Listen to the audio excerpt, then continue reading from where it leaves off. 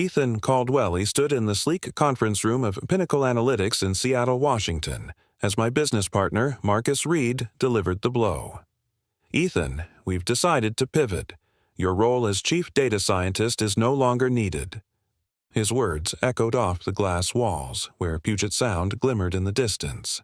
The board members avoided my gaze, their faces a mix of discomfort and indifference. Marcus, my friend since our MIT days, wore a practiced smile that didn't reach his eyes. "We're moving to a leaner model," he added, as if that explained betraying the man who'd built the company's core. I nodded, my jaw tight. "Understood." I gathered my laptop and left, the glass door hissing shut behind me.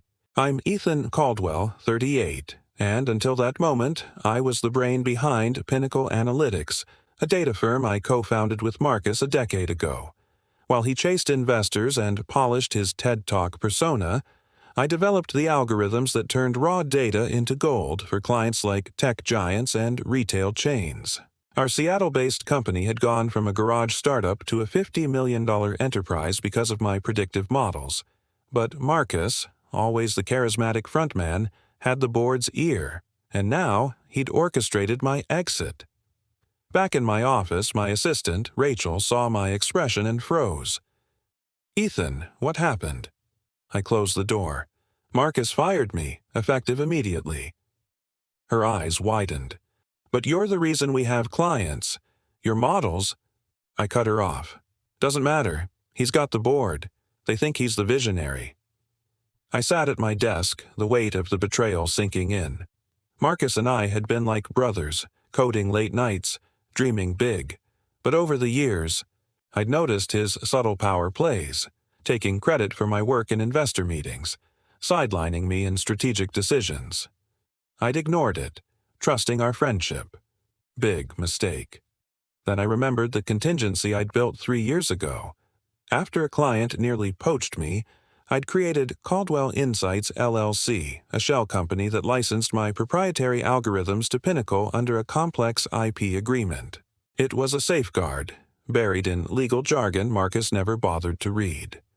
"Rachel," I said, pulling out a flash drive, "remember the IP transfer docs from 2022? She nodded, catching on. "The ones that give your LLC control over the core algorithms?" I smiled. "Exactly. Let's see how Pinnacle functions without its brain." The next morning, I worked from my Capitol Hill apartment, contacting key clients. First was Laura Chen from Cascade Retail, our biggest account. "Ethan, I got an email from Marcus claiming he's overseeing our analytics now," she said, confused. "Our contract is with Caldwell Insights," I replied. "My algorithms, my terms. Marcus doesn't have access." Laura laughed. "Good. We trust you, not his PowerPoint slides." By noon, 4 other clients confirmed they'd stick with me, representing 75% of Pinnacle's revenue. At 2 p.m., Marcus called, his voice tight. "Ethan, what the hell? Clients are pulling out saying their contracts are with your LLC." I leaned back, calm. "You fired me, Marcus. My algorithms are my property. Check the IP agreement you signed." Silence. Then, "This is sabotage." I chuckled. "No, it's business. You wanted to run the show solo? Be my guest." I hung up, adrenaline pumping. This wasn't just revenge. It was reclaiming what I'd built. By evening, Rachel had resigned from Pinnacle to join Caldwell Insights, bringing 2 top analysts with her.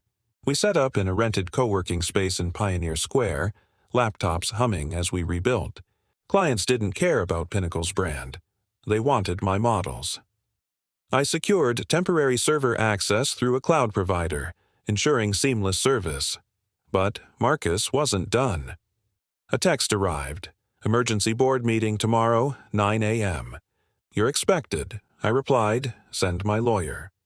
My attorney, Sarah Tinguyen, attended in my place. She called afterward. "Marcus tried to paint you as disloyal, but the board's panicking. They know they're screwed without your algorithms. They're offering a buyout for Caldwell Insights, $10 million. I laughed. "Tell them I'm keeping my company. They can license my tech at market rates." Weeks later, Pinnacle's stock tanked as clients defected. Marcus's charm couldn't save him when the numbers didn't add up. Meanwhile, Caldwell Insights thrived, signing new clients in Portland and San Francisco.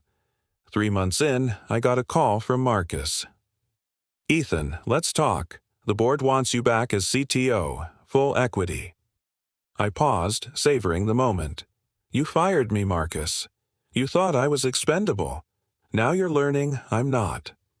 I hung up, staring out at the Seattle skyline. His betrayal had freed me to build my own empire, one algorithm at a time,